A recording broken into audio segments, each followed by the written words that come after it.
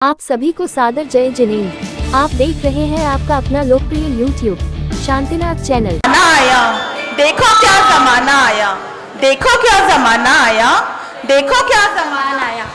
सतयुग की बातें करते हैं, देखो कैसा कलयुग आया है। देखो छोटे से परिवार की एक कहानी। अगर इसमें कोई गलती हो जाए या कुछ भी हो जाए तो प्लीज हम उसके लिए पहले से ही क्षमा मांगते हैं, किसी भी चीज के लिए।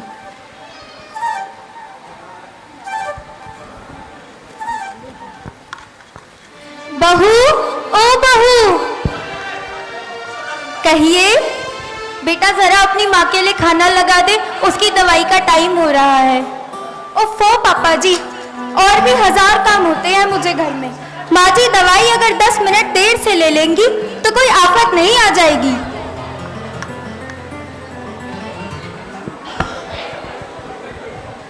रोहित, ओ रोहित। हाँ जी पिताजी, आ रहा हूँ। रोहित, क्या हुआ पिताजी, क्यों चिल्लाए जा रहे हो? 10 मिनट हो गए, अभी तक खाना नहीं दिया शिवानी ने। अरे उसमें भी तो 70 काम होते हैं घर के करने के लिए, दे देगी अभी, रुक जाओ थोड़ी देर। देख रही हो रोहित की माँ, आजकल के बच्चों को तुम्हारे ही लाड प्यार का नतीजा है जो तुम्हें 2 रोटी देने में भी दिक्कत होती है इन्हें। अरे आप शांत हो जाओ।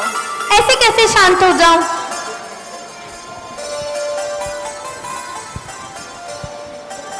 अब तुम कहाँ जा रही हो?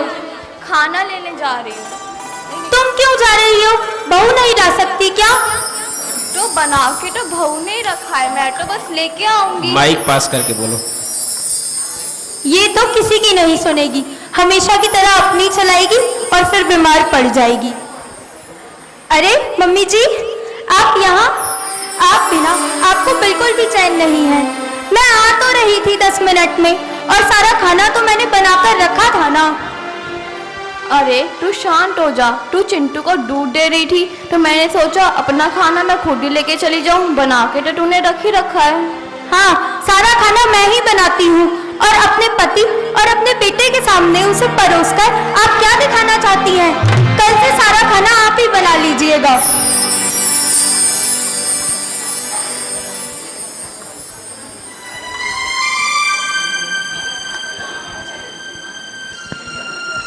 अरे क्या हुआ भाग्यवान, तुम्हें इतना पसीना क्यों आ रहा है? कुछ नहीं हुआ। कुछ तो हुआ है, बताओ क्या हुआ? कुछ नहीं। मैंने तो तुम्हें पहले ही कहा था कि वहां मत जाओ, पर तुम तो किसी की सुनती ही नहीं हो। अरे आप इतना गुस्सा क्यों कर रहे हैं? आप भूल गए यही बेटा बहू हमारे बुढ़ापे में सहारा करेंगे, हमारी सेवा करेंगे। सेवा? कैसी सेवा? 2 रोटी के लिए भी 4 आवाजें लगानी पड़ती हैं, तब जाके तो 2 रोटी मिलती हैं इस घर में, और पता नहीं क्या क्या दिन दिखाएंगे ये हमें।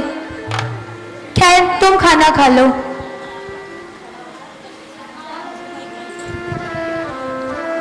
बड़ी घबराहट हो रही है, सांसें ऊपर नीचे हो रही है। क्या हुआ? बेटा चिंटू, जरा अपनी दादी के लिए 1 गिलास पानी लेकर आना। ये लो दादाजी, पानी पियो।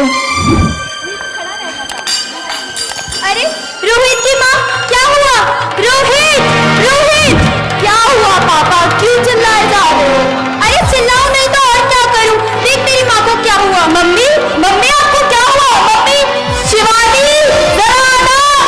अरे कोई डॉक्टर को बुलाओ, देखना मम्मी को क्या हो गया। अरे मम्मी जी, मम्मी जी, अभी तक तो ठीक ठाक थी, अब इन्हें क्या हुआ? कैसी विडंबना है, जिस माँ ने 9 महीने तक अपने बच्चे को अपने पेट में रखा, आपका हर पल ख्याल रखा, आपको अपना दूध पिलाकर बड़ा किया, वही माँ आपको अब बोझ लगती है। माँ के जैसा दुनिया में दूजा कोई है नहीं, दूजा है नहीं, दूजा है नहीं, कोई नहीं। माँ के जैसा दुनिया में दूजा कोई है नहीं, पूजा है नहीं, दूजा है नहीं, कोई नहीं। माँ की पूजा से बढ़ कर के पूजा है नहीं, पूजा है नहीं, पूजा है नहीं, कोई नहीं।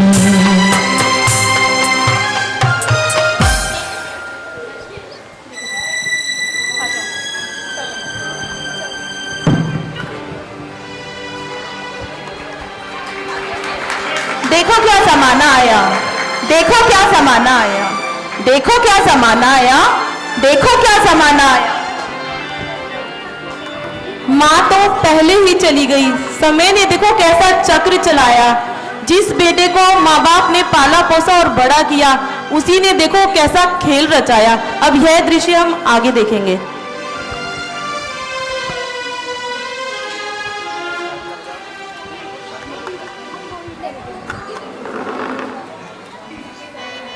दादाजी, जब से दादी गई है तब से आप इतने उदास क्यों बैठे हो? ना ही खाना खाते, ना ही मेरे साथ खेलते। चलो चलो मेरे साथ खेलो। बेटा मेरा मन नहीं है, आप जाओ प्लीज। नहीं बेटा मेरा मन नहीं है। चिंटू, चिंटू क्या सारे दिन बाबा बाबा करता रहता है? चलो पढ़ाई करो। नहीं, मेरे को पापा के साथ खेलना है। चिंटू सुना नहीं मैंने क्या कहा? चलो पढ़ाई करो। नहीं, मेरे को पापा के साथ खेलना है। चिंटू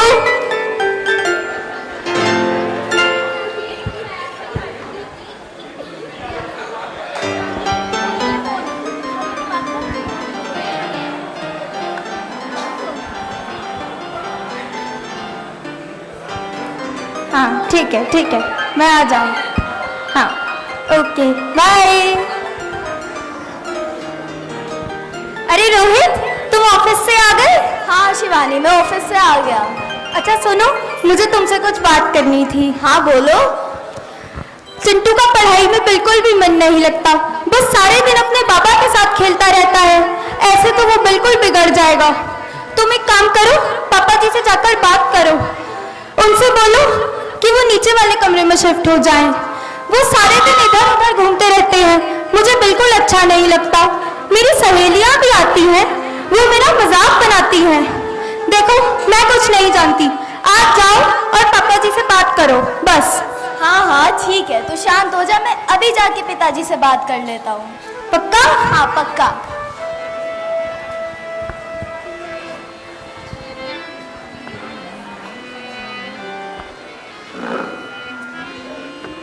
पिताजी आप कैसे हैं?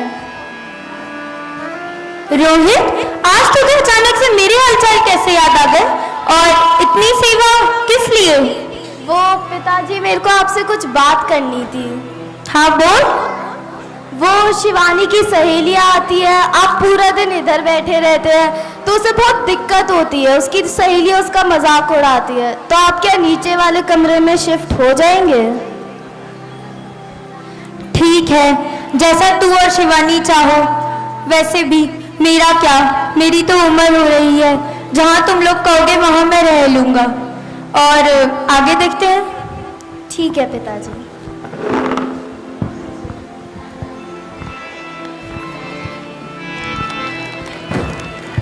जिस बाप ने अपने बेटे को अपनी पलकों पर बिठाकर रखा, उंगली पकड़कर चलना सिखाया, उस बेटे ने अपने बाप को नीचे वाले कमरे में शिफ्ट कर दिया।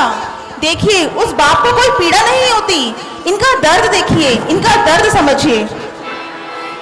ये तो सच है कि भगवान है, हाँ मगर फिर क्यों अनजान है। धरती पे रूप माँ बाप का उस विधाता की पहचान है। ये तो सच है कि भगवान है, हाँ मगर फिर क्यों अनजान है। धरती पे रूप का उस विधाता की पहचान है। ये तो सच है कि भगवान है।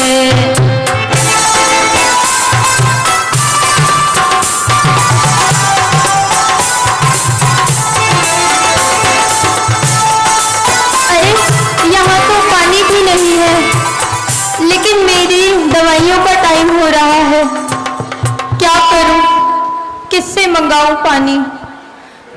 खैर, कोई मेरी सुनता भी तो नहीं है। जब से रोहित की माँ गई है, इस घर में मेरी कोई नहीं सुनता। वो थी तो मेरा कितना ध्यान रखती थी। खैर, अब मैं खुद ही ले आता हूँ पानी।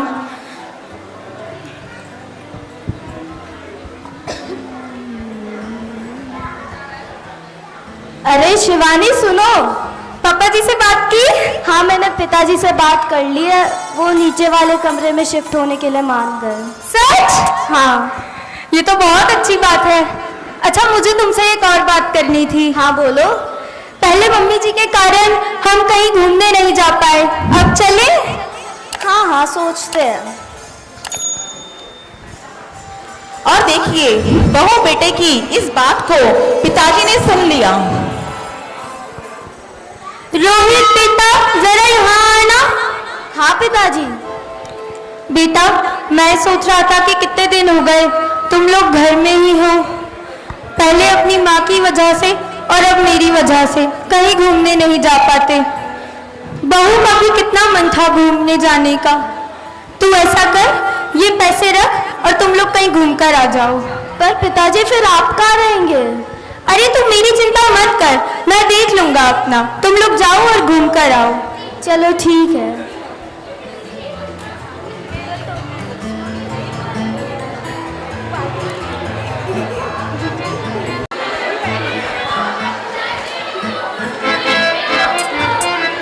इस बार गोवा जा रहे हैं, अगली बार हांगकांग जाएंगे और मजा आएगा। चलोगे ना? हाँ हाँ, जैसा तुम कहो। ठीक है।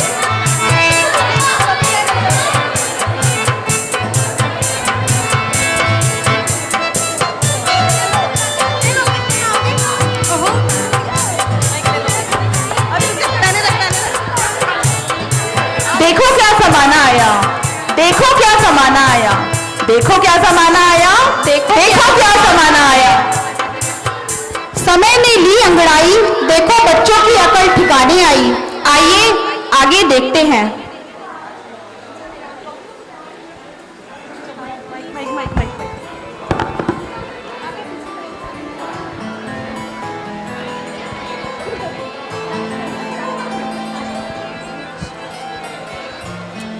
अरे भाई साहब, किससे मिलना है? अरे हमें किसी से नहीं मिलना है, हमारा ही घर है। हाँ हाँ, होगा आपका घर, पर अब नहीं है। 5 दिन पहले ये घर बिक चुका है। बिक चुका है? पापा जी से बात करो। हाँ, मैं अभी अपने पिताजी से बात कर। हेलो भाई साहब, थोड़ा साइड से बात करिए, मालिक की गाड़ी आने वाली है। हाँ हाँ ठीक है। हेलो हेलो, नमस्ते पिताजी। नमस्ते बेटा, तुम लोग आ गए घूमकर? हाँ पिताजी, हम बस घर के बाहर ही खड़े थे और यहाँ ये चौकीदार कह रहे कि आपने ये घर बेच दिया है। हाँ बेटा, तुम ऐसा करो, तुम वहीं रुको, मैं अभी आता हूँ। ठीक है पिताजी। वेलकम बेटा, ये लो रोहित अपने नए घर की चाबी। नया घर? वाह, चिंटू नए घर में रहेंगे ये। हाँ बेटा, मैंने पास वाली सोसाइटी में ही तुम लोगों के लिए एक नया घर किराए पर ले लिया है। किराए का घर? अरे तुम लोग चिंता मत करो, 3 महीने का किराया भी भर दिया है। अब तुम लोग जाओ और अपने नए घर में आराम से रहो। पर पिताजी फिर आप कहाँ रहेंगे?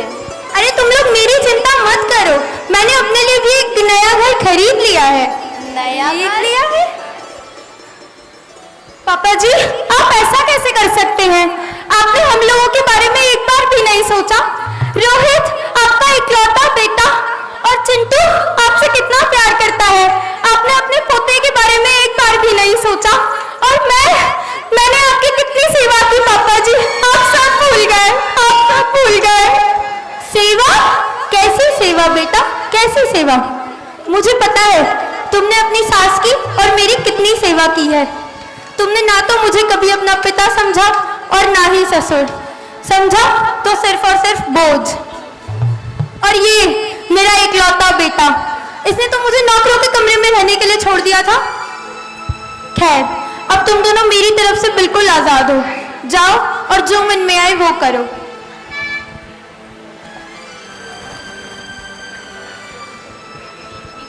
ठीक है, अब मैं चलता हूँ। और हाँ, एक बात और, अगर कभी अपने पापा से मिलने का मन करे तो आने से पहले एक बार फोन कर लेना, क्या पता मैं मिलूं भी या नहीं। आपके साथ जाना है। पिताजी हमें क्षमा कर दीजिए। प्लीज प्लीज पिताजी, प्लीज क्षमा कर दीजिए, प्लीज। देखिए, हमारी कहानी ये यहाँ पर खत्म नहीं होती। इसके आगे हम सबका कुछ अलग अलग निर्णय था। नेहा कह रही थी कि बच्चों को माफ कर देना चाहिए, ये कहती नहीं करना चाहिए, तो हमें कुछ नहीं समझ आ रहा था। तो हम ये कहानी का अंत नहीं कर सके। इसका अंत आप सबके ऊपर निर्भर करता है कि क्या पिता को बच्चों को माफ कर देना चाहिए या फिर पिता को अपने निर्णय पर अडिग रहना चाहिए। तो बताइए क्या करना चाहिए।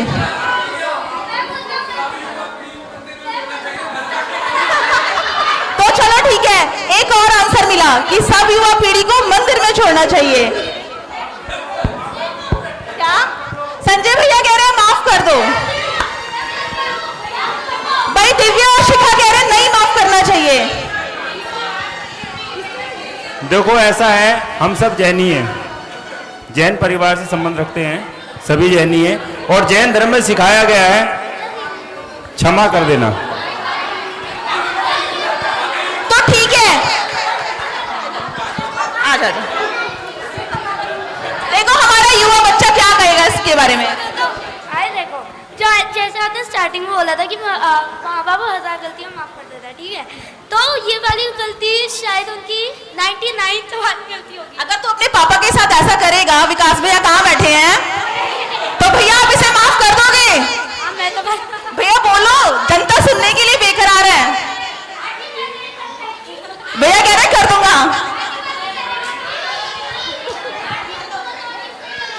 पंडित जी साहब बैठे हैं, पंडित जी रोज यही समझाते हैं हमें, मोह के कारण क्षमा कर देना चाहिए।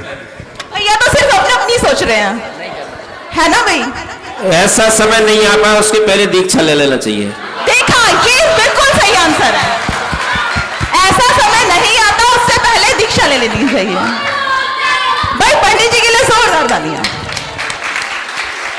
तो एक छोटी सी कहानी हमने समाज को जागरूक करने के लिए और बच्चों को सीख देने के लिए बनाई गई हमारे द्वारा।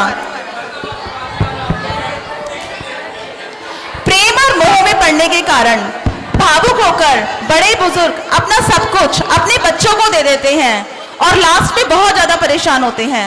तो हमारी सिर्फ यही गुजारिश है कि बड़े बुजुर्गों को अपना हाथ हमेशा मजबूत रखना चाहिए और यदि बच्चे कहीं गलत हो तो उन्हें सबक जरूर सिखाना चाहिए। एक मिनट, जैसे ही ये नाटिका खत्म होगी, इसी सिचुएशन पे हमारे राम कुमार भैया आपकी आंखों में आंसू लाएंगे। हंसते रोज आज रो के जाना। और कहते हैं कि माँ बाप के साथ हमारा सलूक वो कहानी है जिसे लिखते तो हम हैं, लेकिन हमारी संतान बड़े होकर हमें सुनाती है।